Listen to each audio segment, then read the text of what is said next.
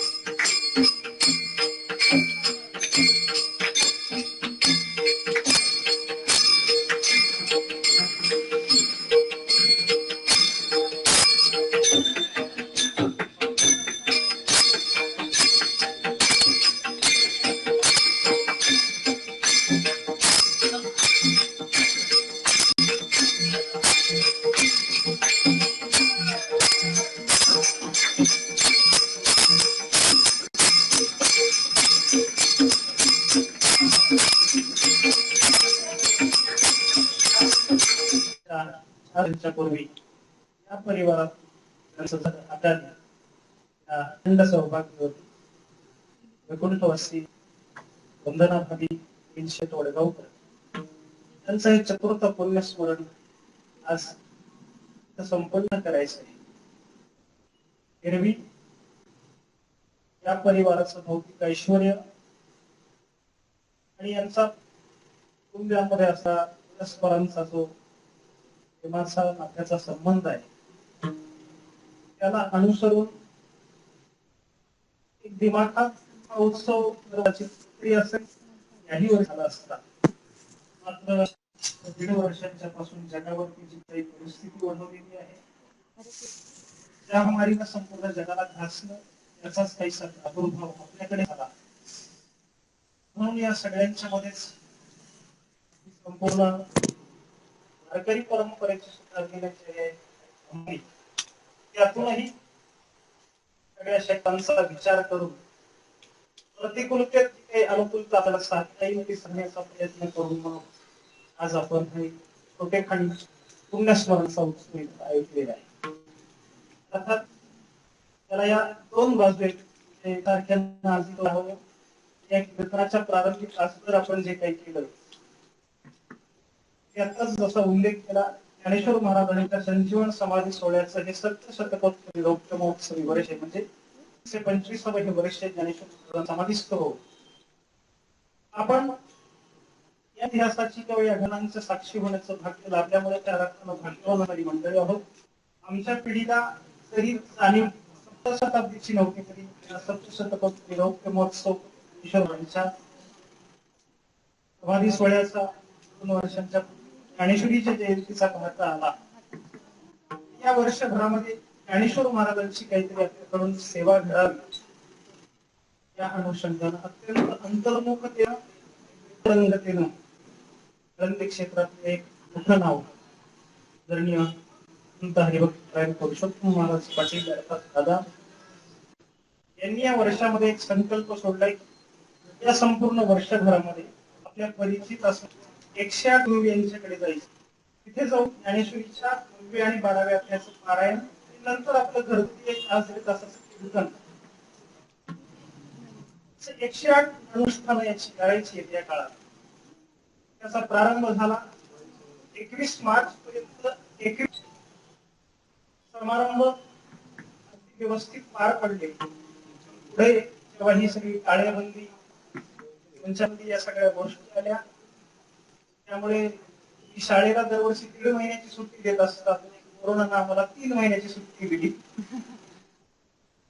पुन्हा शाळा भरवायची तर ती शाळेवाल्याकडेच का भरू नये, आणि हा उपक्रम सुरू झाला. पहिल्या दिवसापासून अध्यक्ष जेव्हा आम्हाला भेटायची ते भेटूयात 30 जून त्यांनी घेतलेला हा तो ध्यास की आज काही झालं पारायण करायचं, म्हणून आज त्या अनुषंगाने आपण आणि कोणतरी एकाला इथं उभायचं असतं आणि आमचं कीर्तन करायचं. एरवी कीर्तन करताना दाव्या करतात यांच्या लौकिकाचा प्रश्न सर्वस्कृत आहे. चिरंजीव ज्या वेळेला येतात त्यावेळेला त्या बालपणाचं एक आकर्षण सर्वांना आहे. सगळीच दृष्ट लागणारी माणसं असल्यानंतर या सर्वांच्या बरोबर कळत कोणीतरी असावं. त्यात माझी वर्णी लागली आणि आज मला इथं उभं राहावं लागलं. अर्थात परिस्थिती प्रश्नांच्या पार्श्वभूमीवर प्रशासनानं जी काही केल्या त्याला अनुसरून जरी या परिवारात जरी या काकांचा मधुर संपर्क असला तरी सुद्धा आपल्याला संख्या जमवायची नाही. थोडक्यामध्ये फक्त नियमात करून घ्यायचे. घरगुती वातावरण उभं आहे. एरवी माझ्यासारख्या नवोदितांना कोणाला उभं राहिलेलं असताना संप्रदायातल्या काही ज्यांच्या उपस्थिती असतात त्या बऱ्याचदा टोकदार असतात, काही वेळेला घरात. पण या सगळ्यातून कधीतरी एका वात्सल्याची उपस्थिती असावी त्याकरता आई साहेबांचा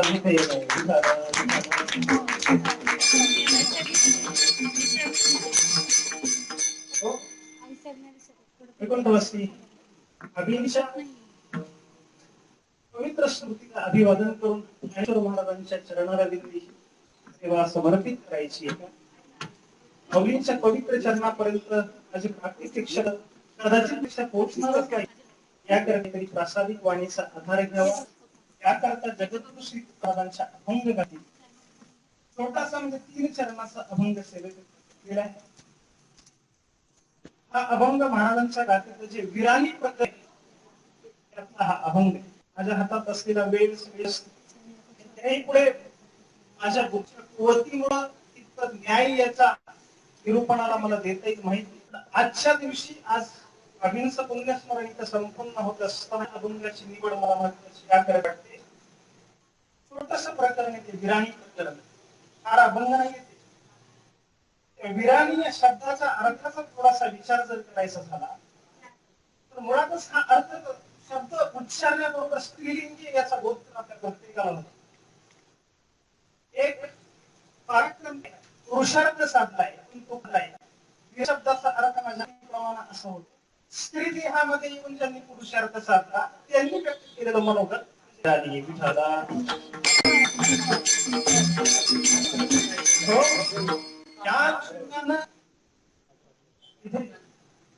अभिनच्या बाबतीमध्ये काही बोलायचं झालं व्यक्तीचा माझा परिचय नसेल तरी धंदेमध्ये राहत असताना या विद्यार्थी वर्गाच्या दृष्टीने या वडगावकर कुटुंबियांशी असलेला आत्मिकतेचा एक धागा जर सांग झाला तर ज्ञानेश्वर महाराजांच्या पासून विद्यमान काळात पुढे संप्रदायात लोकांनी काही केलं काही नाही ती विचार मंथन झालं न झालं त्याच्या तपशिलात मला सारायचं नाही. पण एक साधुत्वाची परंपरा आहे. भूमी सिद्ध पुरुषांची भूमी आहे. 84 सिद्धांचं असं वर्णन आहे. मोठ्या लोकांच्या गुरुजनांच्या मुखातून असं ऐकले आज व्यक्तिमान तरी सिद्ध असेल कुठे असेल प्रत्येक वेळा सिद्धाची प्रसिद्धीच असली पाहिजे असा काही नियम नसतो. पुढचं असं ऐकलंय काठा उभारले ज्या दिवशी आनंद नसेल त्या दिवशी आणि सूर्यास्तच होणार नाही विचार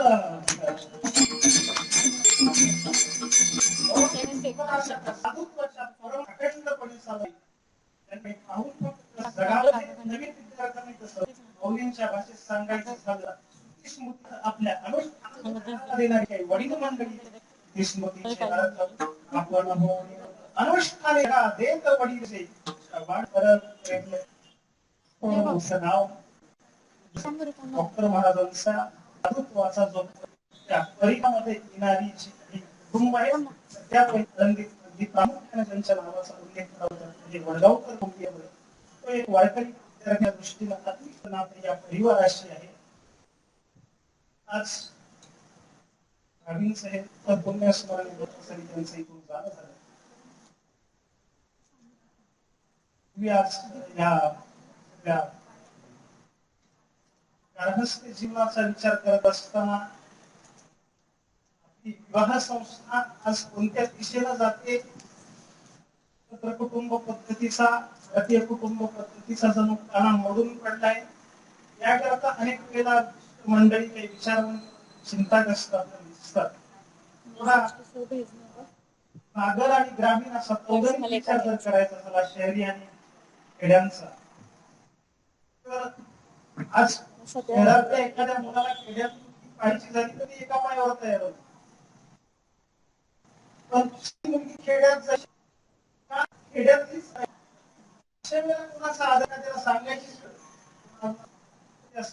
उदाहरण जर सांगायचं असेल भागीचं उदाहरण गेला कोणाही आज आणि शहरीकरणाच्या घरात असेल तरी ज्यावेळेला त्यांचा झाला असेल आळंदी खेडेगाव आळंदी गावच म्हणतो पुण्यभूमी ही समजण्यात म्हणून त्यांचं बरोबर आहे काय अशी आठवण माणसाचा स्वभाव आहे पण कोणाला माणूस छळलं नाही कोणाला दिली त्याला हृदयाच्या स्थान देतो. आज या परिवाराच्या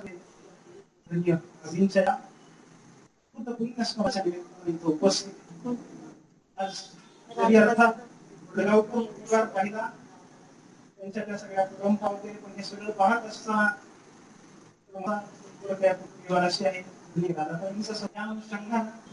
संपूर्ण वारकरी परंपरेच्या सगळ्या उत्सवांमध्ये उपचारांमध्ये सगळी कुटुंबातली माणसं यथाशक्ती आपल्याला झोपून देताना दिसत असतात. मंदिरात वाढले दिसतील पंढरला जातात बैठा जातात शेगावातील सगळ्यात असताना आळंदीमध्ये ते जर त्यातही एक चांगला विवेक श्रवणातला श्रोत्यांच्या दृष्टीने आज कोणाचं ऐकावं याकरता त्याची ती निवड ज्याला त्याची चॉईस म्हणतो ती पण सारखे आले अगदी पुढे बसलेले खास त्यांच्यामध्ये ते दोन बंधू आपल्याला कधीही आळंदीमध्ये दिसतात. आणि म्हणून आजच्या दिवसाला भाभींच्या स्मरणाच्या निमित्तानं जसं बाहेर आळंदीतल्या महापुरुषांच्या 8 दिवसांचे सप्ताह होता तसं याही दिवसाला आपल्याकडे उत्तम असावं त्यानुसार म्हणून आज उपस्थित आहे.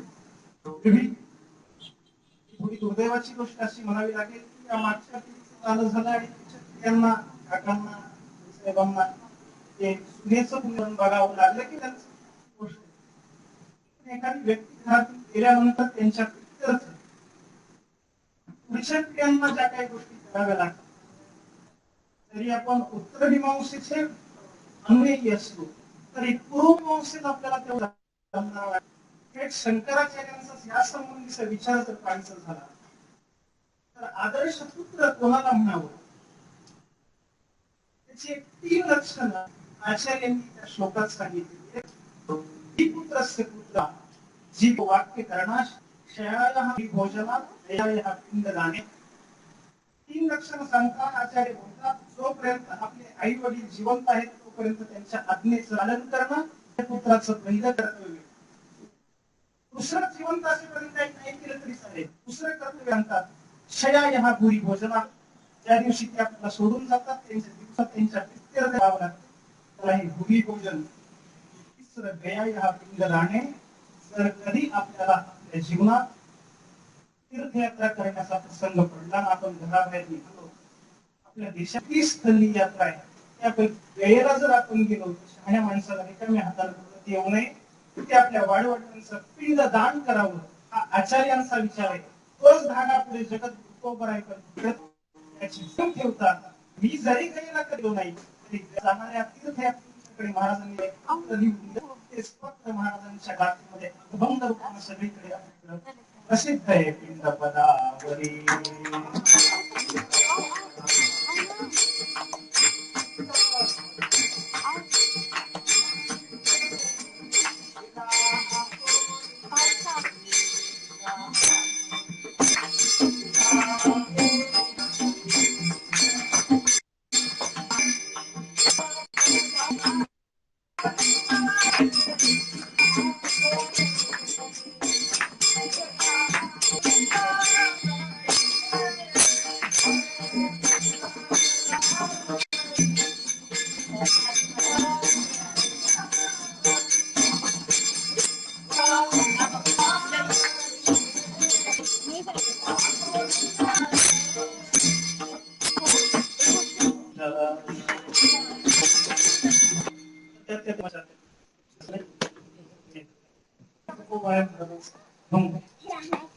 आणि वरती अशी गोष्ट सांगत असताना काही प्रवास झाला त्यातल्या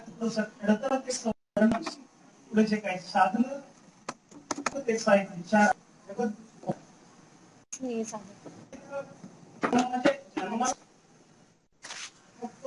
जीव इतर जीवजंतूंचं मानवी जीवन जे त्यावेळेला इतर जीवांचा जीव काही वेगळा आहे. देशात आपण राहतो शास्त्र आपला प्राणी म्हणतो. शास्त्राचा शब्द प्राण्याचा जीव समाजशास्त्राच्या दृष्टीने एखादी गाई असली प्राणीच आहे, असला प्राणी आहे, मांजर असला प्राणी आहे, मुंगी असला प्राणी आहे, माणूस असला समाजशास्त्र त्याला प्राणीच म्हणतो. आर्तर मानवाला बुद्धिमान प्राणी जाईल, समूहप्रिय प्राणी म्हणजे काही वैशिष्ट्य सांगतात. अध्यात्माच्या दृष्टीने सर्वांना जीव म्हटलं जातं. त्यातला हा थोडा जाणता जीव आहे. समाजशास्त्राच्या दृष्टीने हा थोडा विशेष प्राणी आहे. का तर बाकी काय म्हणजे आहार निद्रा भय मैथुन या गोष्टी सर्वांना समसमान आहे. इतरांच्या पेक्षा वेगळी गोष्ट काय असेल तर विचारशक्ती ही अशी गोष्ट आहे जी फक्त मानवाकडे दुसऱ्या कोणाकडे नाही.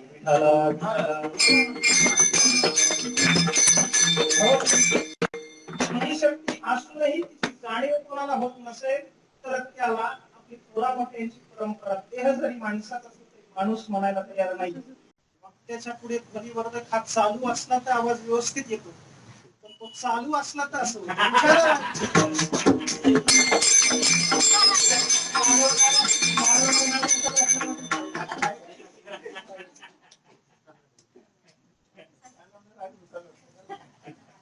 महाराज आपल्या या जीवन प्रवासाचा परिहार पुढे ठेवतात. एक क्षण आमच्या जीवनात असा होता की अत्यंत कठीण तो काळ होता, फार वाईट होत ते आम्ही पण ते वाईट सहन करून महाराज सांगतात आता काय वाटत नाही. त्याचा परिहार झाला त्या श्रमाचा. कारण साधिरे अविट निज सुख. काही वेळेला काही वाईट गोष्टी सहन करून पुढे प्राप्त होतं ते पण वाईट.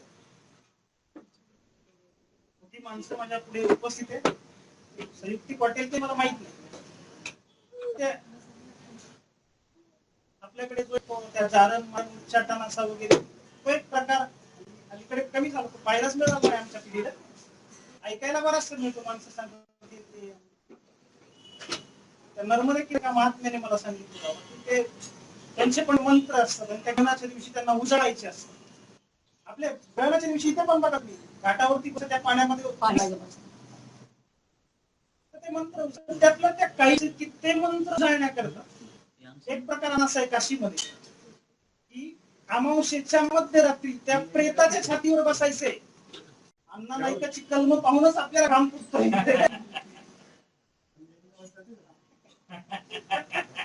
ते प्रेताच्या छातीवर बसायचे आणि रात्री मंत्र ते उच्चारण करायचं. आता ते प्रेत रात्री 12 वाजता कोण मिळेल आणि कोण त्याला अनुभूती देईल म्हणून मग चला काशीमध्ये बरीचशी माणसं मृत्यूची वाट पाहण्याकरता गेलेली असतात. मग ही माणसं बरीचशी तिथे असतात आणि मग ते पोलिसांची वगैरे इतरांची नजर चुकून एखादं प्रेत जर सापडलं तर ते जायचं. आता सांगा प्रेताच्या छातीवरती बसायचं आणि तो मंत्र जय घोष करता, ही सोपी गोष्ट आहे का? कठीण आहे. पण एवढं वाईट सहन करून साध्य काय जीवनात दुसरं काय काय तर काही थोडेच लौकिकातले चमत्कार करता येतील, पण शेवटचा आता मी नाव नाही सांगणार किंवा माझ्या फारसं लक्षात पण नाही, पण मी पहिल्या वर्षाला संस्थेत असताना गुरुवारी चंदेल आणि त्यांच्या विद्यार्थी दशेतला एक आळंदीतला प्रकार सांगितला. ते म्हणजे मी आळंदीत आलो आणि त्यांच्याकडे राहिला होतो. त्यांच्या विद्यार्थी दशेतली गोष्ट म्हणजे 1957-58 सालची. तर त्यावेळेला म्हणले एके दिवशी त्यांच्याकडे पाहुणे आले आणि चहा करायचा. तर ते तेव्हा गुळाची चहा, पण त्याच्याकडे साखर तो श्रीमंत.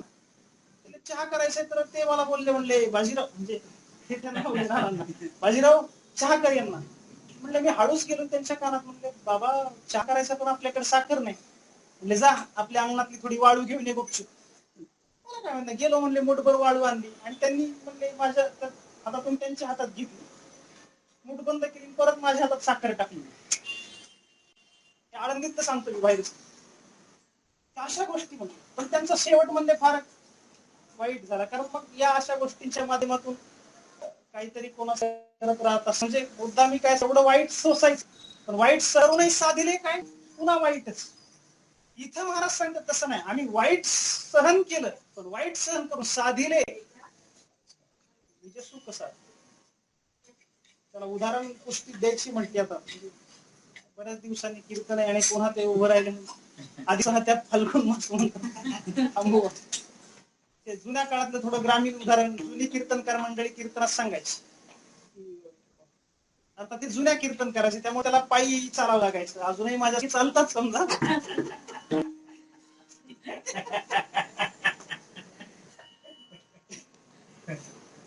कालीचं कीर्तन संपून ते निघालेले आपले. त्या काळात मिळायचं काही ते थोड्या लाया खाल्याच्या एखादा नारळ, ते पायी वाटचाल करत चाललेले. आणि ते दिवस मार्गशीर्षातले ज्वारी हुरड्यात आलेली, पांदीचा रस्ता, आणि बाजूला शेती होती कोणाची तरी, ते ज्या गिरदाराची श्रीमंताची कोणाची असेल, आणि ते शहरात राहणारं पोरग कधीतरी गावाकडे आलेलं. बाकीची असं त्या पाखरांना हाकलण्याकरता ते गोफनीच ते रानात त्यांना ते माळा पाहिला, माणसं पाखरांना हाकलतायत, ते गोफन असते, मजा येते त्यातून दगड मारायला. त्यांना सांगितलं आपल्याला इथे करायचं. मोठ्याचं पोरग त्याला ते सुताची गोफन तो गारगुटीचा खडा, ते कसं चालेल. मग ती रेशमाची गोफन तयार केली, गोटे अंतर, ते कोणाचं नाव घेऊन त्यांची जाहिरात कशाला करू, सोन्याची एवढं सांगितलं, ते सोन्याची आणली. आणि मग ते सोन्याचे गोटे आणले, तर पोरगा चढला माळ्यावरती मारायला लागला. ते मारत असताना ते सोन्याचे द्यायचं टाकून, परत वेचत नव्हता. तेवढी. आणि या वाईट पायी चालले कीर्तनकाराच्या पाय एक दगड बसला जोरात, 250 ग्रॅमचा म्हणजे पावशेरचा तो दगड त्यानं मारलेला. पाठीत बसल्याबरोबर ते पडले गुडघ्यावर. मागे वळून पाहिलं, दिसलं त्यांना तिकडे की अरे हा अमुक अमुक त्या जगाचा पोरगा, तो गोपनीय मारतोय, पण दगड पाठीत बसला, काही खरं नाही. असा वीज झाला होता. त्याची तक्रार बापाकडे केली पाहिजे, पण पुरावा नसेल तो उपयोग होत नाही. मग पुन्हा क्लीन चिट येण्यापेक्षा परत ती दगड कुठे आहे, दगड नेला पाहिजे सोबत. म्हणून दगड इकडे तिकडे शोधायला, तर पाहिलं समोर, दगड हातात घेतला, तक्रार कशाला, इथे अजून एखादा पाठीत एवढा दगड गोपनीच बसणं वाईट आहे. पण ना साधलं चांगलं, वाईट सर महाराज सांगतायत क्षणभरी आम्ही सोशले वाईट, पण साधिले अवीट निज सुख. म्हणजे स्वतःच सुख आम्हाला प्राप्त झालं. त्यात निज सुखाचा विचार आता विस्तार न करता माऊलींची एकच ओवी द्यायची झाली. फार काय सांगते माऊली म्हणले किंबहुना सोय जीव आत्मजीव आहे, ते जे होय तयाना सुख, ते आत्मसुख, ते निज सुख साधलं. हे साधण्याकरिता सहन केलं, ते क्षणभर सहन केलं. क्षणभर कसं, क्षणाचा विचार काय श्रीमद भागवतात मला सापडला, अजून कुठे आला असेल तर माहिती. क्षण कशाला, खिडकीमधून किंवा घराच्या एखाद्या झरोक्यातून जे धुळीचे कण आतमध्ये, तर त्या धुळीकण छोट म्हणजे असे अंधारात दिसणार नाही, त्यातून जर ऊन असेल तर ते धुळीकण दिसतात. त्या एका धुळीकणाचा 6वा भाग, त्याला एक परमाणू असं म्हटलं जातं. असे 2 परमाणू एकत्र केले की एक अणु तयार होतो. असे 3 अणु एकत्र केले की एक त्रेताणू तयार होतो. अशा 3 त्रेताणूला ओलांडून पलीकडे जाण्याकरता सूर्याच्या किरणाला जो वेळ लागतो, त्या वेळाला कालमापन शास्त्रामध्ये एक त्रुटी असं म्हटलं जातं. अशा 100 त्रुटी एकत्र केल्यानंतर जो वेळ तयार होतो, तर त्या वेळाला एक वेद असं म्हटलं जातं. असे 3 वेद एकत्र केले की त्याला एक लव म्हणायचं, असे 3 लव एकत्र केले की त्याला एक निमिष म्हणायचं, असे 3 निमिष एकत्र केले की त्याला एक क्षण म्हणायचं. या विठ्ठल विठ्ठल.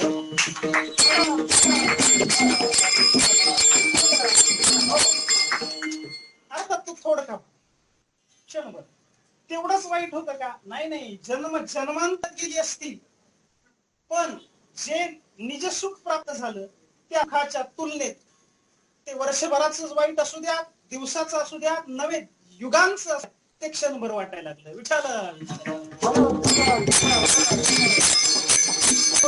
आणि म्हणून ती जणू माझ्या जीवनात लढाईच झाली आणि जिंकली. जिंकल्यानंतरचा हा तो भाव इथं महाराज सांगताय. पुढे महाराजांनी त्याचा विस्तार सांगताना कदाचित कोणी महाराजांना विचारलं असेल, महाराज संघर्ष ही गोष्ट अटलच होती का? संघर्ष न करता काही तडजोड नाही करता आली का? साम दाम दंडभेद या गोष्टी आपल्याकडे तुम्ही महाराज सांगतात तडजोड करण्याचा प्रयत्न केला, उपयोग झाला नाही.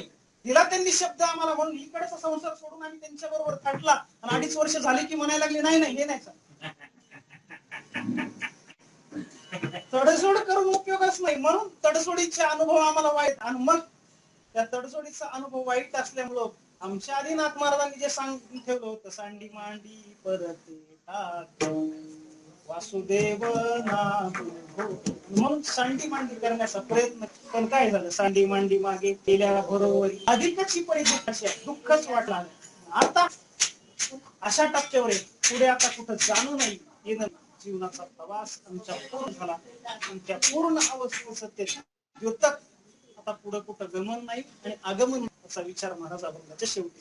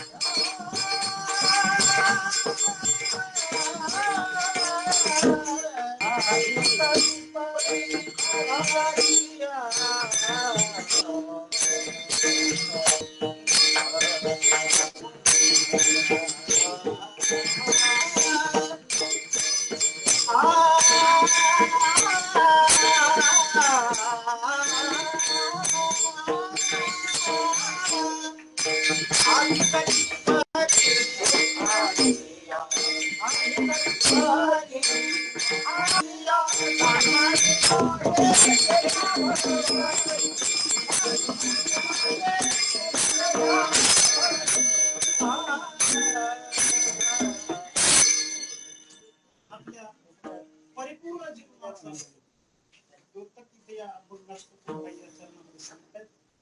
पूर्ण असणाऱ्या जीवनाला, अर्थात उपनिषदांच्या भाषेत आणि सतत बाबांच्या आवडीचा असणारा श्लोक, पूर्णातूनच पूर्ण निर्माण झालं ते पुन्हा पूर्णाला कुठे जाणार. त्यामुळे ते तत्वाची कदाचित जाणीव नसेल. आगामीची शास्त्रे ती अविद्या विनाशाची पात्रे ते वाचून स्वतंत्रते देण्याकरता काही नाही माऊलींची भाषा सांगितली. तर असं हे पूर्ण जीवन आणि त्यातले त्या जाणीवेच्या टप्प्यावरती आल्यानंतर महाराज सांगतात आता इथून कुठं जाणं नाही आणि कुठं येणं नाही. कुठं जाणं नाही म्हणजे आता पुन्हा जीव कसे आणि येणं नाही म्हणजे तिथून पुन्हा या सगळ्या साधनांचा इथे विचार नाही. जर जायचं आणि यायचं झालं तर ते जाणं आणि येणं आमचं एरवी जो नियम इथं कर्मामुळे जाणं कर्मामुळे येणं कर्मामध्ये अडकणं हे नाही.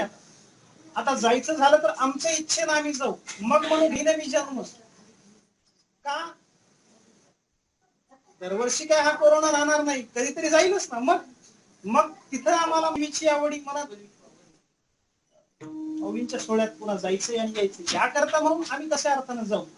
पण आम्हाला जावं लागलं आणि मग यावं लागलं आणि पुन्हा मग हे वाईट सोसावं लागलं असं आता होणार नाही का. तर जिथं आम्ही आहोत तिथं काय हे अनंताचे पायी राहिलो आणि जरी या अनंताच्या पायी राहत असताना त्यातलं ह्या भक्तीच्या अंगण जाणं आणि येणं झालं तरी तत्वता ते जाणं नाही आणि तत्वता ते येणं नाही. राहिलो अनंताची पायी याच अनुषंगाने हे सगळं आहे. आदित्य विस्तार करत नाही शक्य असला नसला तरी सुद्धा वेळेच्या मर्यादा सध्या घड्याळाच्या मर्यादेत महाराष्ट्रच चालत असला तर कीर्तनालाही थोडस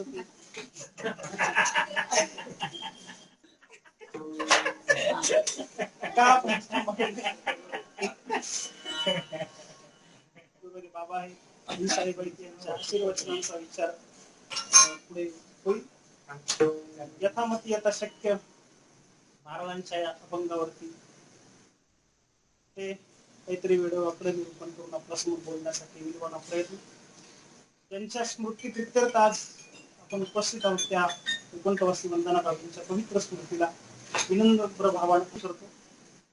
सुरुवातीला आपल्या या सगळ्या प्रयोजनांचा विचार आता गुरुवारी बाबांची उपस्थिती हा उपक्रम वर्षभरात बाबा आदरणीय पुरुषोत्तम महाराज त्यांनी या वर्षभरामध्ये ज्ञानेश्वर महाराजांच्या संजीवन समाधी सोहळ्याच्या सप्तशतकोत्तरी रौप्य महोत्सवाच्या निमित्तानं एक सण सोहळा आपल्या परिचयाच्या 108 लोकांच्या घरी जायचं तिथे 9व्या-12व्या त्याचं पारायण आणि घरगुती कीर्तन 21 अनुष्ठानं त्यांनी पूर्ण केली. आज हे 22 या निमित्तानं वडगावकर परिचय होती ना त्यात हा उपक्रम ज्या पद्धतीनं त्याची आखणी आणि पुरुषोत्तम महाराजांचं व्यक्तिमत्व त्याच्या दोन वेगळ्या बाजू दिसतात पण त्या जाणीवपूर्वक त्यांनी केल्या. कारण ते त्यांचं तसं बलवत्तर आहे. मी त्यांना नेहमी म्हणत असतो की पराकाष्ठा किंवा म्हणजे या सगळ्या खडकता त्या गोष्टी तुमच्या वाट्याला नाही. आजोबांच्या रूपानं ज्ञानेश्वर महाराजांचा जणू एक वरदहस्त त्यांच्या पाठीशी त्यांच्या परिवाराशी आणि म्हणून त्यातून ते सगळं त्यांना अनुकूल आहे. एखादी गोष्ट त्यांनी करायची झाली की ते चुटकी वाजवली की त्यांच्या प्रसिद्धी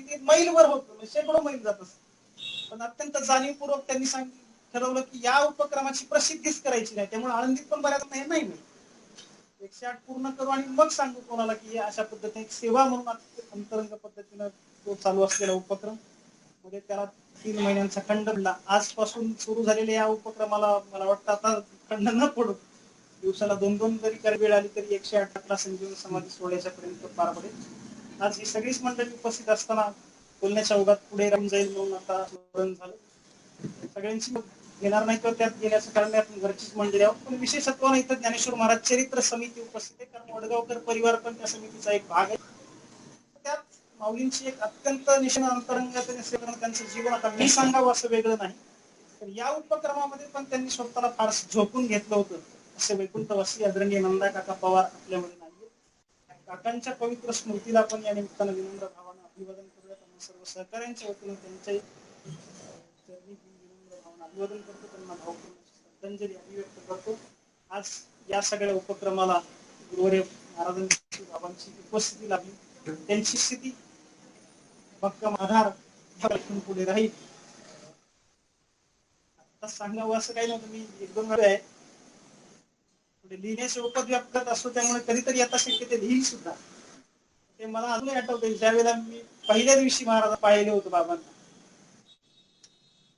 आळंदीला मी आलो तसा शिकण्याकरता आलेला विद्यार्थी नाही.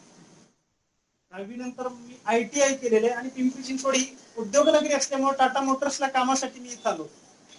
वारकरी घराण्यात जन्म आल्यामुळे राहायचं आपल्याला आणतच रोज माऊलीचं दर्शन नाही करायचं. ते आम्हाला मी गमतीनं असं म्हणत असतो 2010 साली तिथे जागतिक महामंदी आली म्हणून ते सोडून दिलं.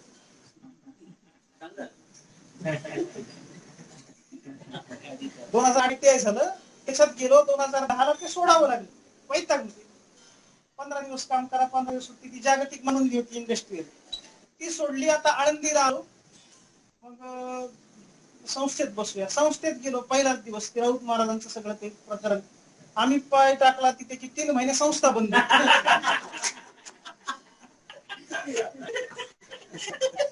त्यातून जमेल तशी संस्था पूर्ण केली.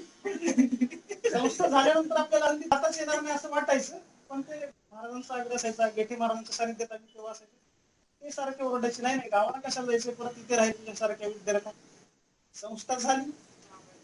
कसरी वेडवाकडं कीर्तनासाठी उभं राहावं, तर त्यात 1.5 वर्ष काय चाललं तुम्ही पाहता. त्यामुळे जिथं आम्ही पाय ठेवू,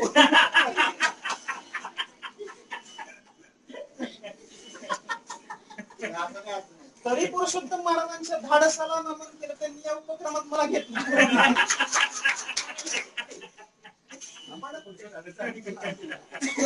आमच्या पुढचं झालं.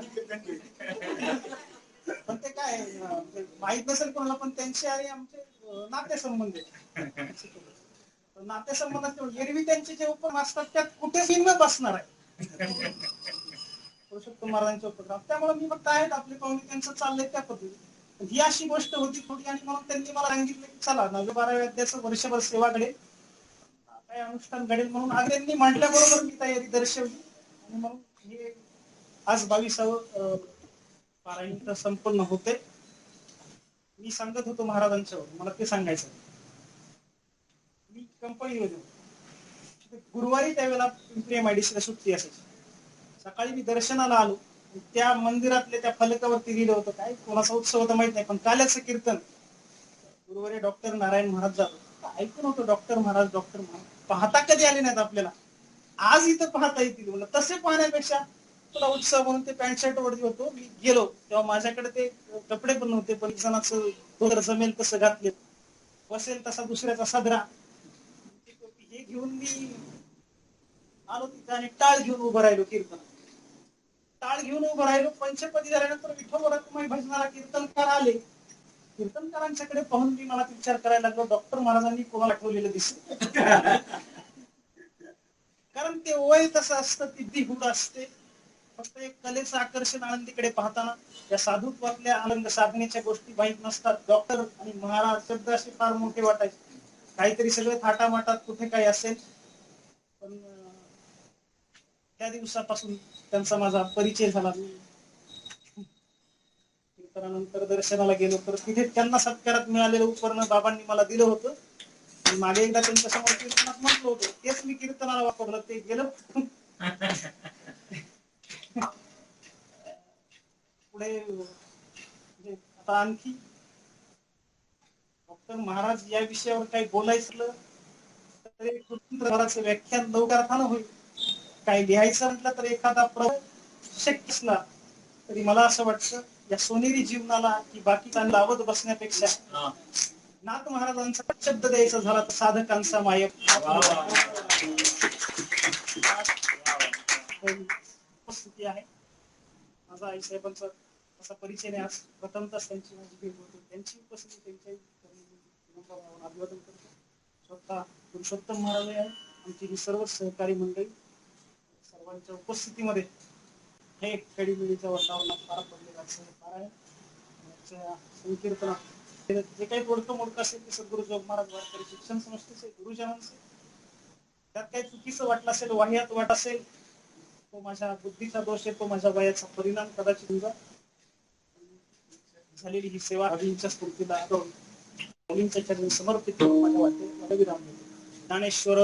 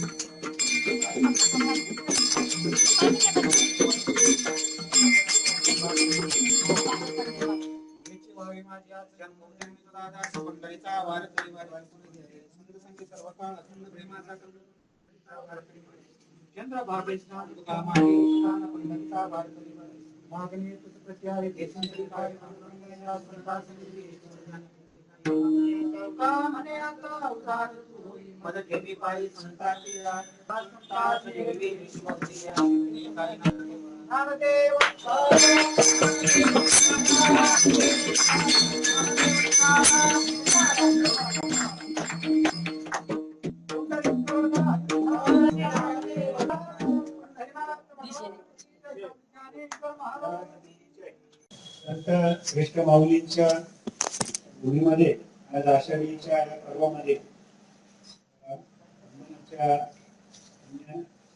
निमित्तानं तसंच माऊलींच्या संजीवन समाधीला 125 वर्ष महत्वाच्या निमित्तानं हरिभक्तपरायण दादा पाटील यांचा उपक्रम 108 पारायण आणि कीर्तन 108 घरांमध्ये वर्षभरात करायचं उपक्रमाचं निमित्ताने हे मुलींचं 725 वर्ष साजरं करण्याकरता महाराष्ट्रात आणि वेगवेगळे नियोजन झाले होते.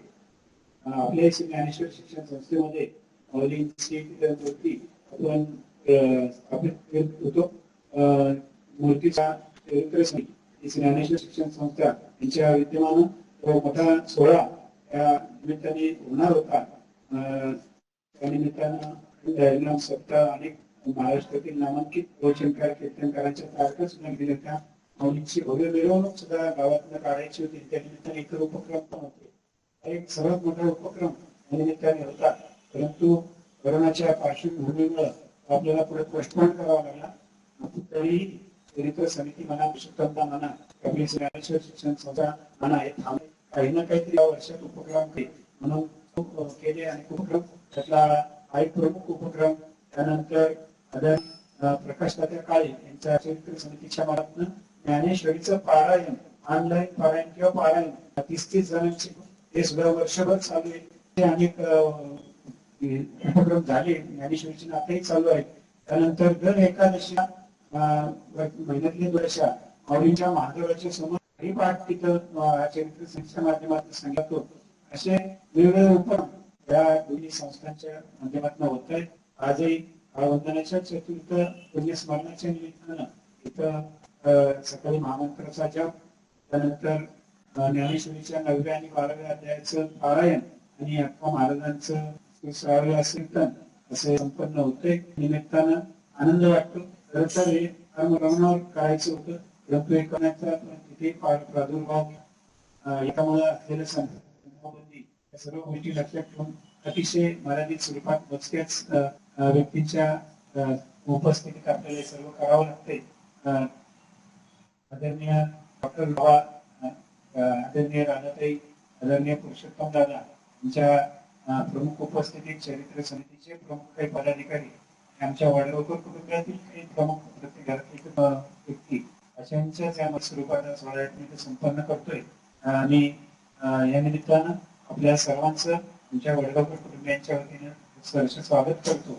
आणि जे प्रेम, जे तुम्ही आशीर्वाद, कृपा, बाबांची तर कृपा आहे, आशीर्वाद आहे. गेली 10-12 वर्षापासून या कुटुंबावर, आमच्या कुटुंबातल्या सदस्यांसारखे ते आहेत. पुरुषोत्तम दादा तर लहानपणापासून आजोबांपासून मला या कुटुंबाशी संबंध असे आपल्या कौटुंबिकच कार्यक्रमातल्यासारखं आहे. चरित्र समितीतील बाबा आहेत, दीपक साहेब आहेत, गवारी अण्णा किंवा चौधरी विलासराव आणि सर्व मंडळी, भारत सर्व मंडळी उपस्थित आहेत. मला अतिशय आनंद होतोय. वंदना गेली तेव्हा फार आम्हाला दुःख झालेलं होतं.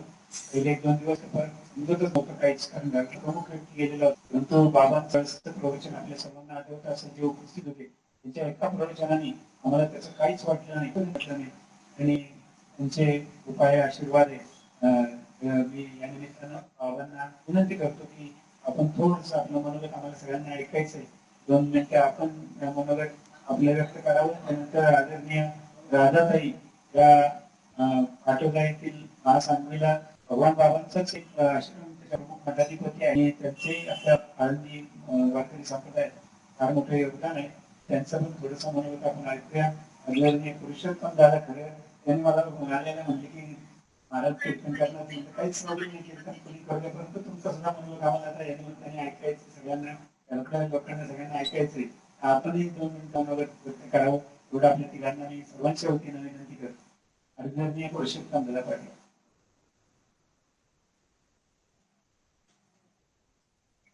पवित्र इंद्रायणीच्या तीरावर संत ज्ञानोबांच्या चरण सानिध्यामध्ये आम्हा परमार्थिक साधकांचं श्रद्धास्थान पूर्वरीय डॉक्टर महाराजांच्या उपस्थितीमध्ये, पूजनीय राधाताईंच्या उपस्थितीमध्ये आणि आपल्या सर्वांच्या उपस्थितीमध्ये आज वडगावकर परिवारामध्ये आपण सर्वही सौभाग्यवती वंदनाताई अनिल वडगावकर यांच्या चतुर्थ पुण्यस्मरणाच्या निमित्ताने त्यांना श्रद्धांजली समर्पित करण्यासाठी उपस्थित आहोत. हरिभक्तीपरायण, परमार्थ स्नेही भागवत महाराजांचं अतिशय सुंदर कीर्तन आपण श्रवण केलेलं आहे. भागवत महाराजांनी या कार्यक्रमाच्या विषयी आपल्याला संपूर्ण माहिती दिलेली आहे. मागचं वर्ष आपलं या जागतिक महामारीमध्ये गेलं आणि यही वर्ष या जागतिक महामारीमध्ये चाललेलं आहे. आपल्या प्रथा परंपरा पार पडत आहेत, पण त्यांना मर्यादित स्वरूप आलेलं आहे. आणि मागच्या वर्षी संत श्रेष्ठ ज्ञानेश्वर महाराजांच्या संजीवन समाधी सोहळ्याच्या दिवशी म्हणजे कार्तिक वद्य त्रयोदशीच्या दिवशी हरिभक्तीपरायण भागवत महाराजांचं कीर्तन सद्गुरू अमृतनाथ स्वामी महाराज होत आणि त्यांनी कीर्तनामध्ये ज्ञानेश्वर महाराजांच्या संजीवन साधीचा सप्तशतकोत्तर रौप्य महोत्सवी वर्ष आहे. सप्तशताब्दी सोहळा आपण सर्वांनी पाहिलाय की तो दिमाखात साजरा झालेला आहे, अतिशय उन्हात साजरा झालेला आहे. आणि मग ही कोविडची महामारी असताना जर हे नसतं तर सप्तशतकोत्तर रौप्य महोत्सवी वर्ष आळंदीतच नव्हे, महाराष्ट्रातच नव्हे, देशातच नव्हे तर जगभरामध्ये अतिशय उत्साहाने साजरं केलं गेलं असतं. आणि एकंदरीत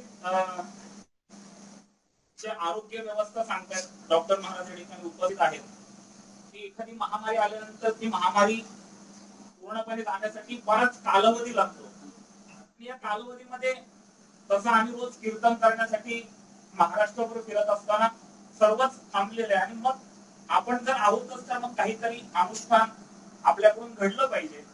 म्हणून माझ्या मनामध्ये आलं की आपल्या जे जवळचे परिवार आहेत त्यांच्या घरी जावं आणि घरामध्ये जसं आज आपण वडगावकर परिवाराच्या या वास्तूमध्ये या हॉलमध्ये आज हा कार्यक्रम केला तसं मग घरातले सर्व मंडळी आणि घरातल्या माता भगिनी त्याच्यामध्ये सहभागी होतील. 9-12 अध्यायाचं पारायण होईल आणि त्यानंतर एक तासभराचं कीर्तन मी भागवत महाराज आणि आमचे चिरंजीव प्रभुराज महाराज आणि असं ठरल्यानंतर 21 मार्च पर्यंत 21 पारायण झाली. तिथं चौधरी मामा आहेत, पाटील काका आहेत, आमचे वाघमारे काका आहेत, सगळ्यांकडे जवळजवळ झालं. आणि मग हे सर्व त्यामध्ये ज्ञानचरित्र समितीने सहभाग घेतला आणि 21 पारायण झाली.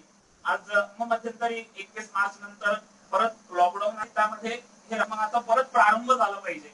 आणि पहिल्या दिवसापासून म्हणजे ज्या वेळेस ही संकल्पना आली प्रकाश तात्यांच्या समोर मी हा विचार मांडला त्या दिवसापासून मला अजित काका नेहमी सांगतात की आपल्याकडं तुम्ही आम्हाला वेळ द्या, तुम्ही आम्हाला वेळ द्या.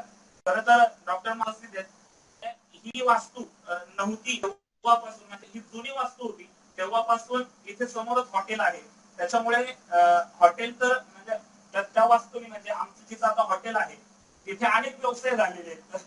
त्याच्यामुळे ते तर आहेच, पण त्या अगोदर पासून वडगावकर परिवाराचे आणि असणारे आपल्या परिवाराचे पाटील परिवाराचे असणारे संबंध हे सर्वांनाच माहिती आहे की तो जिव्हाळा म्हणजे सद्गुरू अमृतनाथ स्वामींपासून वडगावकर परिवारामधले सर्व ज्येष्ठ असतील, त्याच्यानंतर आनंद स्वामी म्हणजे माझे आजोबा असतील आणि सुरेश काका असतील, त्यानंतर माझे वडील, माझे चुलते, माझ्या आत्या आणि मग अजित काका, अनिल काका आणि संपूर्ण वडगावकर परिवार असेल यांचा असलेला ऋणानुबंध म्हणजे आळंदीलाच नाही तर परिसराला माहिती आहे.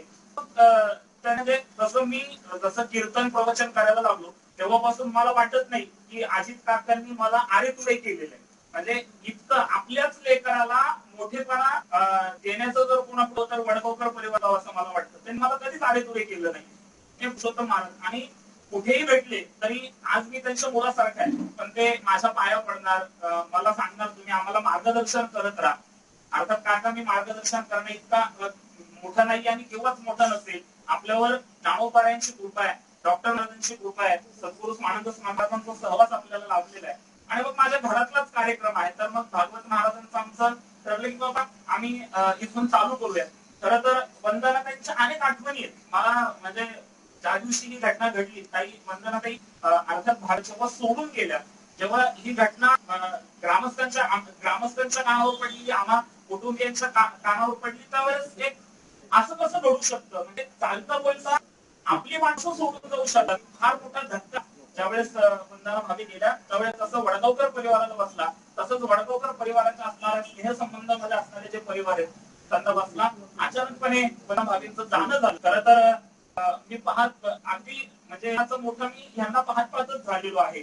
आणि मग या कुटुंबामधले हे दुःख आणि आज वंदना भाभींना जाऊन 4 वर्ष होत आहेत आणि त्या निमित्ताने त्यांचं 4थं पुण्यस्मरण साजरं होत असताना खरं तर एक पत्नी गेलेली आहे, एक सून गेलेली आहे, एक आई गेलेली आहे. म्हणजे स्त्री किती नाती म्हणजे एक कुटुंबामध्ये आल्यानंतर ते अगोदर खऱ्या अर्थाने महाराजांनी सांगितलं की मुंबई हे त्यांचं माहेर, पण मुंबईवरून आळंदी सारखे ठिकाणी आले. ते घर सोडून ह्या ठिकाणी वेळेस आले त्यावेळेस त्याच क्षणामध्ये जसं त्या कुटुंबातून ह्या कुटुंबामध्ये पाऊल टाकलं आणि एकाच क्षणामध्ये अनेक नाती वंदना भाभींबरोबर अनेक काही झाली. त्या नात्यातलं गोडवा, त्या नात्यातलं प्रेम खऱ्या अर्थाने त्या देत होत्या प्रत्येकाला. नेहमी हसतमुख असणाऱ्या वंदना भाभी आज गेल्यानंतर त्यांचं जाणं हे अनकलनीय जाणं आहे. त्यांच्या जाण्याने नक्कीच या परिवारामध्ये निर्माण झाली. आणि मी पाहतोय, मी म्हटले की डॉक्टर 2-3 दिवस आम्हाला सुचलंच नाही असं तुमचं गुरुवर्य डॉक्टर महाराजांनी आध्यात्मिक शब्दांनी आपल्याला सांगितलं, आपल्याला बळ दिलं. म्हणजे महाराज या ठिकाणी उपस्थित आहेत. नेहमी जेव्हा केव्हा हा परिवार भेटेल तेव्हा मुखामध्ये यांचं तुमचं नाव असतं की महाराजांची कृपा आहे, डॉक्टर महाराजांची कृपा आहे.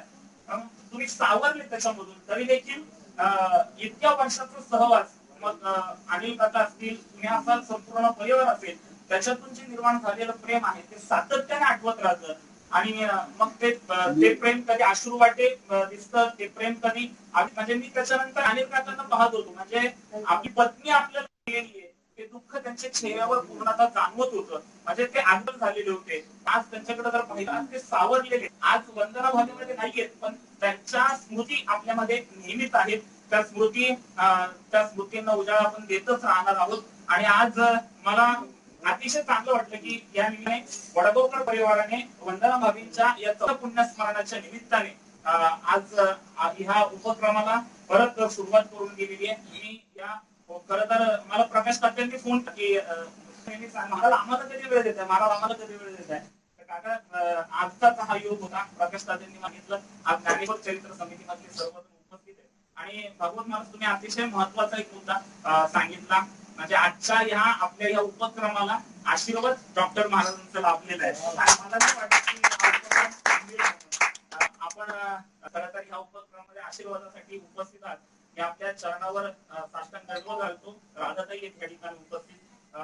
खरं तर आपण प्रेममूर्ती आहात.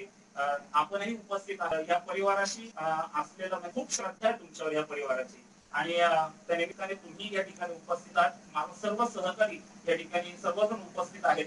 सर्वांच्या मनापासून आभार व्यक्त करतो. ज्ञानेश्वर चरित्र समितीचे आभार व्यक्त करतो. त्या कुटुंबातील ज्येष्ठ असतील त्यांचे आभार व्यक्त करतो. संपूर्ण परिवार आणि मग आनंद असेल तर सर्व बहिणी असतील त्या सर्वांच्या मनापासून आभार व्यक्त करतो. आणि मी राधाताईंना विनंती करतो की राधाताई आपण आपलं मनोगत व्यक्त करावं. खरं तर हे असे दिवस कसे साजरे करावे हे तर पुरुषोत्तम दादांकडूनच खरं शिकलं. कारण त्यांच्याकडं स्वामींचे, अमृतनाथ स्वामींचे हे दिवस इतक्या भव्य स्वरूपात ते साजरे करतात अख्ख्या महाराष्ट्राला माहिती आहे. आणि त्याच्यातून थोडंफार आम्ही घेऊन असे दिवस साजरे करतो.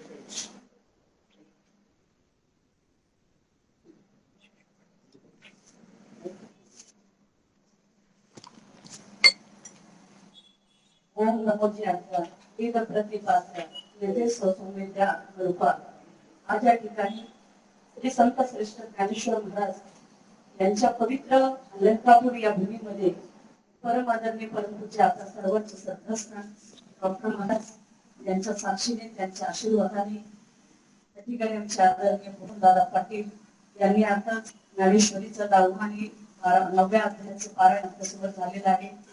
त्यांचं कीर्तन झालं ते आदरणीय आमचे भगवत महाराज. तसेच आज त्यांचं चतुर्थ पुण्यस्मरण आहे. सोनीवरती वंदनाबाई अनिल शेठ वडगावकर यांच्या चतुर्थ पुण्यस्मरणाच्या निमित्ताने हा आजचा कार्यक्रम आहे. आजच्या आदरणीय सन्माननीय ज्ञानोबारांच्या खुशीमध्ये आणि सत्संगामध्ये त्यांचं आयुष्य जात आहे असे आदरणीय बंधू अनिल शेठ वडगावकर, जे बंधू अनिल वडगावकर, ज्या मोठ्या भाभी जे यांचं मागे बेंचच आहे. भाभी आणि आम्ही एकच आमच्या जिल्ह्यातून माहेर आहे. त्या भाभी आहेत. या ठिकाणी ज्या आई आहेत, काका आहेत, ज्ञानेश्वर महाराज समितीचे सर्व मंडळी या ठिकाणी आहेत. आज या ठिकाणी असा एक योग आहे. मी असं म्हणेल की वंदनाताई यांचं नाव वंदनाताई आहे. महाराष्ट्राची राजधानी मुंबई त्या शिकल्या मोठ्या झाल्या. तशी मुंबई ही महाराष्ट्राची राजधानी आहे, तसं ज्ञानोबारांच्या राजधानीमध्ये वंदनाताई आल्या आणि आयुष्याचं सार्थक केलं. वंदनाताईचं जीवन हे डॉक्टर महाराजांच्या आणि वडगावकरांच्या परिवारात राहून धन्य झाले असं मी म्हणेल त्यांना. यासारखं घर त्यांना मिळावं कुठं, सून बनावं तर कोणाची बनावं. एवढ्या मोठ्या परिवारामध्ये त्या सून बनल्या. आमच्या आजी सारखे त्यांना बाह्य मिळाले. खरंच हा परिवार पतीचा जिव्हाळा म्हणून सासूबासी सांगितले. ज्या पत्नीला पतीबद्दल प्रेम आहे त्या परिवारातल्या सर्वांवर प्रेम करणं ही पतिव्रता असते. म्हणून तुका म्हणजे पतिव्रता तिची देवावरच जातात. वंदनाताई म्हणजे पतिव्रता होत्या आणि जी पतिव्रता स्त्री असते तिची देवावर सुद्धा साथ असते. पण अशा आपल्यातून होऊन गेल्या. खरं म्हणजे तसं पाहायला गेलं तर हे कुटुंब आताच पुरुषोत्तम दादांनी सांगितलं त्यांना माझे सुद्धा गेल्या 10-15 वर्षापासूनचे संबंध आहे. अजित शेठ यांच्याकडे आम्ही आलो इथं या घरात म्हणजे आम्हाला असं वाटतं की आम्ही आमच्या बंधूला भेटताय. एवढा परिवार हा जवळचा वाटतो. कुठेही आरतीमध्ये कीर्तन असो प्रवट असो ही दोघा भाव इथं हजर असतात. ज्ञानेश्वर विद्यालय एवढे मोठं त्यांचं एक ज्ञानाचं पीठ आहे. पण त्या विद्यालयामधून हजारो विद्यार्थी शिकून जातात. पण या दोन्ही बंधूंना कुठेच एक अहंकाराचा लवलेश नाही. तेवढ्याच नम्रतेनं सर्व वारकरी संप्रदायामध्ये सेवा करतात. हेच वडगावकरांचं मोठं प्राधान्य. आणि आज डॉक्टर महाराजांच्या पुढे आपण काय बोलणार आहोत. डॉक्टर महाराज म्हणजे आताच आमच्या भगत महाराजांनी सांगितलं साधकांचे मायबाप. खरंच साधकांचे मायबाप आहे. आणि डॉक्टर महाराज बद्दल मी तर एवढं बोलेल काय द्यावे त्याचे भावे उत्तर आई फिरतो हा पायी जीव थोडा. माझ्यासारख्याने जीव जरी त्यांच्या पायावर ठेवला तरी थोडाच आहे. मी ज्ञानेश्वर संस्थेमध्ये शिकत होते 90-91ला. फार वय माझं त्यावेळी 13-14 वर्षाचं होतं. पण माऊलीच्या दर्शनाला आल्यानंतर माझा नित्य व्हायचा की मी कणय आश्रमात स्वामीचं दर्शनाला जायचे आणि तिथेच दर्शन व्हायचं. त्यावेळेस मला एवढं नव्हतं लागत. पण जेव्हा बरोबर डॉक्टर महाराज भेटायला गेले त्यावेळेस मला डॉक्टर महाराज ज्ञानेश्वरी सर्व दिले आणि मला सांगितलं ताई मी तुम्हाला रोज पाहतो स्वामीच्या आश्रमात. म्हणलं एवढ्या मोठ्या साधूकडे आपली हेच आपल्या जीवनाचे सार्थक. डॉक्टर महाराज अशांच्या सहवासामध्ये यांचा सहवास कुटुंबावर आहे. आणि डॉक्टर महाराजांसारख्यांना 1-2 घास आमच्या भाभी असतील आणि वंदनाताई असतील यांच्याकडून 2 घास देऊन स्वयंपाक करून घालण्याचा योग यांना लाभला. असं म्हणेल की यांचं दुसरं भाग्य कोणतं आहे. तुका म्हणे एका मरणाची सरे उत्तमाची वय कीर्ती मागे. बस कीर्ती रूपाने त्या शिल्लक आहेत. जायचं तर आपल्या सगळ्या एक दिवस आहेत. देहाची या गावारिया जन्म मृत्यूच्या सोहळ्या ना म्हणून धनंजया जियापरी केळरूपी गावाला जन्म मृत्यू हा सोहळा आहे. तर नाही म्हणायचं कारण नाही. म्हणून फक्त आपल्या सेवेमध्ये आयुष्य चालले ही सर्वात मोठी सार्थकता आहे. यांचा सर्व परिवार आमचा पुढच्या पिढीचाही आमचा छोटा वारकरी म्हणजे आनंदराव हेही पुढचा वारकरी आहे. ह्या पिढी वडगावकरांची पिढी चालवणारा. कारण आईचा पुत्र देवा गुंडा ज्याचा दोघी त्यांना असा हा भक्त परिवारात चालणारा आकांक्षा सर्व ह्या आहेत. आणि आज भगवत महाराज जे कीर्तन केलं ना महाराज मी सुद्धा तुमचं कीर्तन पहिल्यांदा ऐकलं. मी पुरुषोत्तम दादांना म्हटलं की मला असं वाटतं आज डॉक्टर महाराज या ठिकाणी आले. दादा तुम्ही आता आणि भगवत महाराज एवढं कीर्तन ऐकलं की कोकोली घेतले मोती जायचे. मला असं वाटलं माझी वारी सार्थक झाली. खरंच म्हणजे प्रस्थान झालं असं वाटलं. एवढे गुण शब्द ऐकायला मिळाले आणि जीवनाची सार्थकता झाली. हो काय असतं दुसरं. आणि एवढ्या मोठ्याच्या सहवासामध्ये आज डॉक्टर महाराजांच्या पुढं आम्ही सर्वच मंडळी लहान आहोत काय बोलणार आहोत. पण मुली त्यांच्या पुढे कौतुक म्हणून 2 शब्द बोलायचे दादा. दुसरं काय आहे असाच डॉक्टर महाराजांचा आशीर्वाद आपल्या सर्वांच्या पाठीशी राहावा. आणि हे वडगावकर कुटुंब ज्ञानोबारायांची जी सेवा करत आहे वारकरी संप्रदायाची सेवा करत आहे. शिक्षण भगवान बाबाचं मला वाक्य आठवतं. हे आयुष्यामध्ये आयुष्यामध्ये नेहमी सांगायचे की शिक्षण हे पिता पण मुलं शिकवा हा भगवान बाबांनी मूळ मंत्र दिला होता. तशी शिक्षण संस्थेच्या माध्यमातून तुम्ही हजारो लोकांना ज्ञानदान आपल्या संस्थेतून पार पडतं. याची ओळख असल्यामुळे मला अनेकाचे फोन येतात काही आमचं ऍडमिशन घ्यायला वगैरे. आणि मग मी आधी फोन करावं असं ऍडमिशन आलंय बघा काय करावं. यांना मला नाही म्हणता येत नाही चालूच असतं. म्हणून बघा एवढ्या विद्यालय आहे आणि हे विद्यालय पुण्यासारख्या ठिकाणी आळंदीसारख्या ठिकाणी एवढी मोठी फीस भरावी लागते. पण यांच्या विद्यालयामध्ये खरं वारकऱ्यांसाठी गोरगरिबासाठी हे विद्यालय आहे हे सर्वात मोठं आहे. इतर काही देण्या घेण्याचा विषय नाही. जसं असेल तसं ते विद्यार्थ्यांना शिकवतात. असो आमचे काका आहेत. काकाचा जेव्हा अमृत महोत्सव झाला त्यावेळेस सुद्धा आम्ही आलो होतो. काकांना सुद्धा उदंड आयुष्य लाभलो. त्यांनी आपल्या आयुष्यामध्ये पूर्ण आयुष्य कारण वडगावकर फॅमिलीचा एक अभ्यास केला तर मला असं त्याची जाणीव होती सामाजिक शैक्षणिक धार्मिक राजकीय सर्वच घरामधलं परिकुटुंब म्हणजे वडगावकर कुटुंब. आणि कोणाला माहिती नाही असं नाहीच. पुन्हा अजून सांगून जाईल डॉक्टर महाराज की आपलं महासांगी संस्थान भगवंताच्या आशीर्वादाचं खिरसे महाराजांनी मला 58 त्या गादीवर बसवलं. योग असा की आदिल शेठ वडगावकर आणि अनिल शेठ वडगावकर या बंधूंनी असं ठरवलं की आमच्या संस्थांचं मेन जे गेट होतं ते वंदनाताईच्या नावाने पूर्ण कमानच 4-5 लाखाची कमान त्यांनी त्या ठिकाणी बांधून दिली. म्हणजे मी असं म्हणते की ज्ञानोबारायांच्या आशीर्वादाचं वडगावकरांच्या तिथून आमच्या तिथून आला आणि संसार सार्थक झाला असं मला वाटतं. हे कुठेतरी ऋणानुबंध असायला पाहिजे आणि हे ऋणानुबंध कायमस्वरूपी टिकावेत एवढीच ज्ञानोबारायांची जन्मी प्रार्थना करते. आणि पुन्हा त्या परिवाराला खूप खूप धन्यवाद देते. आदरणीय डॉक्टर महाराज यांचा आशीर्वाद आमच्यासारख्या सर्व कामगारांवर असावा एवढीच प्रार्थना करते. आणि माऊलीला प्रार्थना करायची की डॉक्टर महाराजांसारख्याला भरपूर आयुष्य लाभावं, आनंद आयुष्य द्यावं. आणि त्यांच्याकडून जे साधक घडत आहे, जे अध्यात्म घडत आहे, ते महाराष्ट्रातली खऱ्या अर्थाने मानवी जीवनाची क्रांती करणारं काम डॉक्टर महाराजांकडून होत आहे. आणि तेच आयुष्यभर होत राहोत. माझं या ठिकाणी बोलणं वाणीला विराम देते. संत ज्ञानेश्वर महाराजांची जय, संत मीराबाई साहेबांची जय बोल. या देवी सर्व भूतेषु मातृरूपेण संस्थिता नमस्तस्यै नमस्तस्यै नमस्तस्यै नमो नमः. अन्नपूर्णे करुणे शंकर प्राणवल्लभे ज्ञानवैराग्य सिद्ध्यर्थं भिक्षां देहि पार्वती. माता आम्ही पार्वती देवी, पिता देव महेश्वरः, बांधवा शिवस्तं सुदेशो भोजनप्रियम्.